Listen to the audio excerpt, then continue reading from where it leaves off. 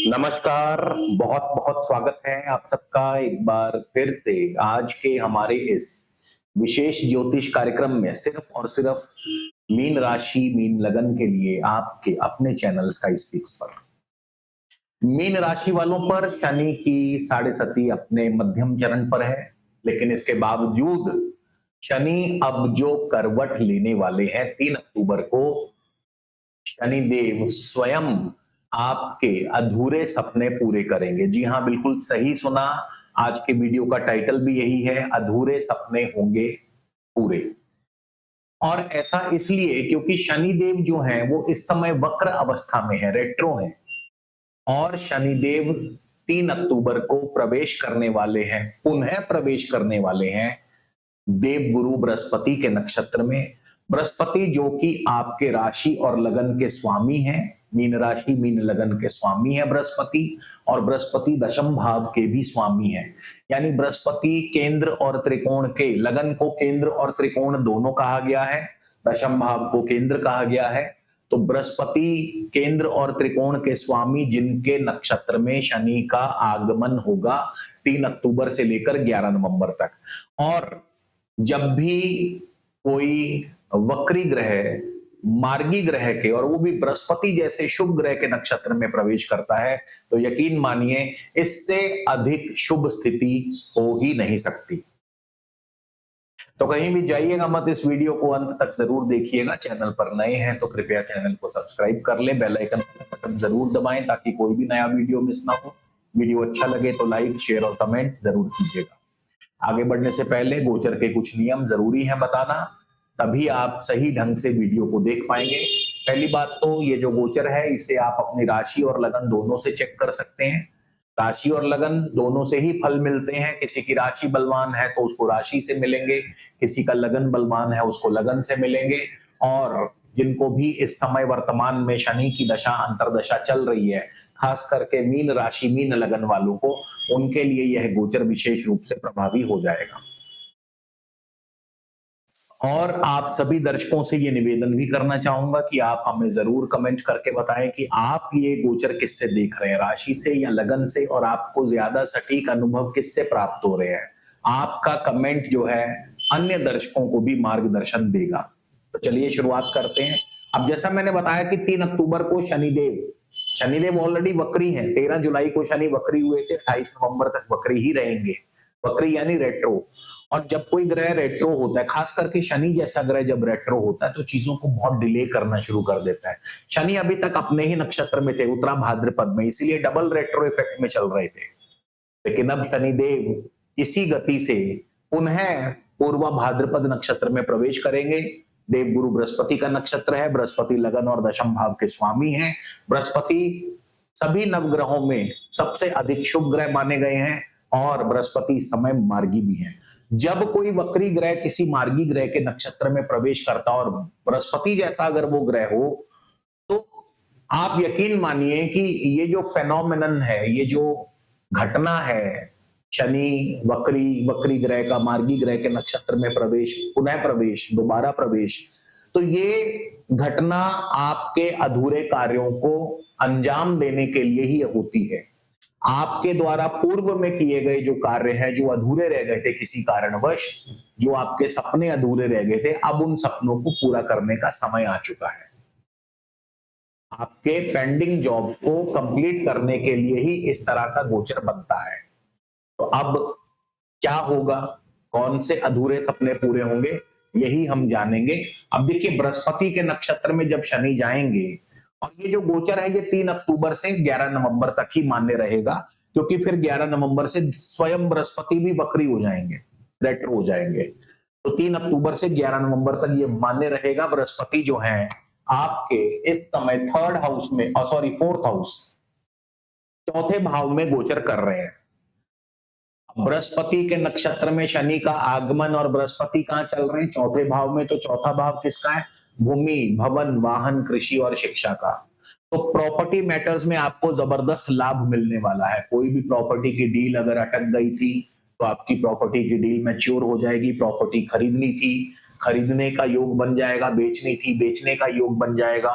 तो प्रॉपर्टी संबंधी कोई भी मसला, कोई भी पेंडिंग कार्य जो पेंडिंग है था, वो अब पूरा हो जाएगा। नया घर, नया वाहन लेने का योग बन सकता है।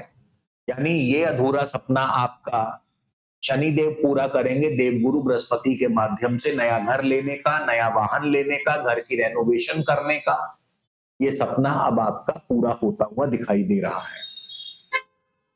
शिक्षा के क्षेत्र में भी आपको अच्छी सफलता प्राप्त होगी। चौथा भाव जो है ये एकेडमिक क्वालिफिकेशन का है।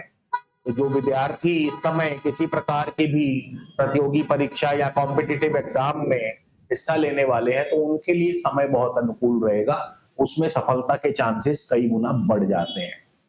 अब बृहस्पति जो है आपके लगन के भी स्वामी हैं और दशम भाव के भी स्वामी हैं, और दशम भाव पर तो बृहस्पति की दृष्टि भी रहेगी। अब ऐसे में क्या रिजल्ट मिलेंगे? लगन और दशम भाव जब भी एक्टिवेट होगा, मान सम्मान पद प्रतिष्ठा में वृद्धि होगी, सेहत और स्वास्थ्य में सुधार होगा, नौकरी में तरक्की, नौकरी में प्रमोशन के बहुत बहुत प्रबल योग हैं। आपके पास अगर नौकरी नहीं है तो नई नौकरी मिल सकती है, और अगर आपके पास नौकरी है तो तैयार रहिए, बहुत जल्द आपके बॉस आपसे आकर आपके हाथों में प्रमोशन लेटर थमाने वाले हैं। तो दशम भाव जो है ये करियर का है। अच्छा, कई बार क्या होता है, देखिए कई बार जरूरी नहीं हर व्यक्ति को प्रमोशन ही मिल जाए, लेकिन हाँ एक बात तो तय है कि करियर में ग्रोथ आपको अवश्य दिखाई देगी। मतलब आपके सभी कार्य आसानी से बनते चले जाएंगे, करियर में आपको ग्रोथ मिलेगी, आपके बॉस, आपके सीनियर्स आपसे प्रसन्न रहेंगे, खुश रहेंगे। अगर आप राजनीति में हैं तो राजनीति में सफलता मिलेगी, अगर आप बिजनेस में हैं तो बिजनेस में सफलता मिलेगी। मतलब ये जो 10th हाउस जब एक्टिवेट होता है और उसके साथ जब लग्नेश लगन भाव भी मिल जाता है, तो फिर सोने पे सुहागा। मतलब इसी को कहते हैं डंका बजना, चारों दिशाओं में डंका बजना, क्योंकि लगन और दशम मिलकर के बहुत स्ट्रॉन्ग योग बना देते हैं। क्योंकि लग्नेश जो है, लगन जो है केंद्र और त्रिकोण है, और दशम भाव सभी केंद्रों में बली स्थान माना गया है। तो इसीलिए ये जो गुरु है ये मीन राशि वालों के लिए बहुत ही शुभ माने गए हैं। अब ये तो हमने बात करी इनके ओनरशिप की। अब इनकी दृष्टियों की बात करें, कहां कहां दृष्टि जाएगी, तो बृहस्पति की अष्टम भाव पर दृष्टि रहेगी। अष्टम भाव पर बृहस्पति की दृष्टि पैतृक संपत्ति और बीमा धन से आपको लाभ प्राप्त करवाती है। गूढ़ विद्याओं में रुचि बढ़ती है आपकी, अध्यात्म की दिशा में आप कदम उठाते हैं, आप रिसर्च की दिशा में अप्रत्याशित तरक्की और सफलता पाते हैं। इसके बाद बृहस्पति की दशम भाव पर दृष्टि है जिसकी चर्चा हम कर चुके हैं। फिर बृहस्पति की 9वीं दृष्टि रहेगी 12वें स्थान पर। 12वां स्थान किसका है? निवेश का। निवेश कहां होगा? प्रॉपर्टी में। क्यों? क्योंकि बृहस्पति चौथे भाव से बैठकर देख रहे हैं। तो प्रॉपर्टी में निवेश का मतलब प्रॉपर्टी खरीदने के योग। इसके अलावा 12वां स्थान किसका है? विदेशी व्यापार, इंपोर्ट एक्सपोर्ट का, विदेश का। तो फॉरेन सेटलमेंट, विदेश में जाकर के सेटल होना, या विदेश में जाकर के पढ़ाई करना, या विदेश में जाकर के बिजनेस करना, कारोबार करना, उसके लिए भी बृहस्पति की बहुत ही शुभ दृष्टि जो है वो पड़ेगी।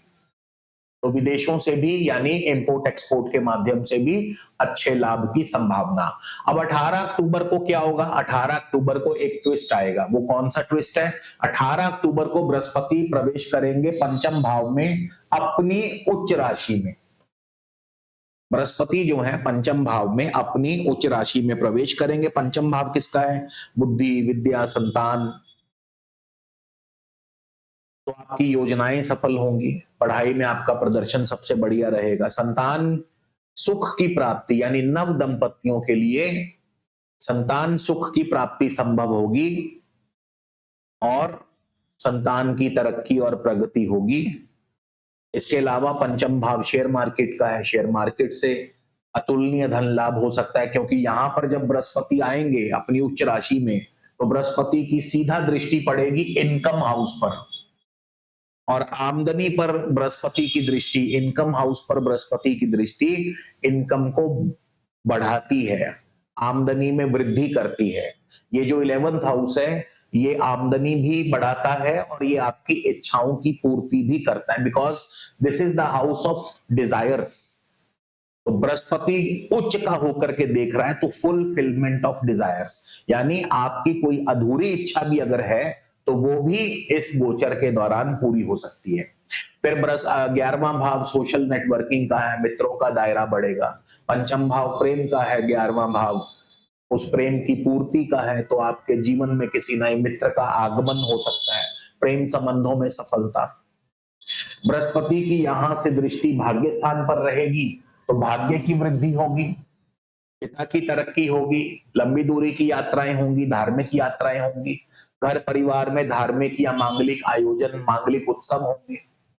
वैसे भी अब आगे जो आने वाले दिन हैं ये सभी त्योहारों के दिन हैं, नवरात्रे चल रहे हैं, नवरात्रों के बाद दशहरा आएगा, दशहरे के बाद दीपावली आएगी, तो आगे आने वाले सारे ही दिन बहुत शुभ हैं। तो इन दिनों में वैसे ही हमारे भारत में ये त्योहारों का सीजन त्योहारों के रूप में मनाया जाता है, तो घर में परिवार में खुशियों का आगमन होगा और साथ ही साथ भाग्य आपके पक्ष में रहेगा, आपका साथ देगा। दोस्तों 11 नवंबर के बाद हमें जरूर बताइएगा कि आपकी कौन सी इच्छा जो है शनि और गुरु ने मिलकर पूरी की, यानी आपका कौन सा अधूरा सपना शनि और गुरु ने पूरा किया। आपके कमेंट्स का इंतजार रहेगा। जय हिंद, जय भारत।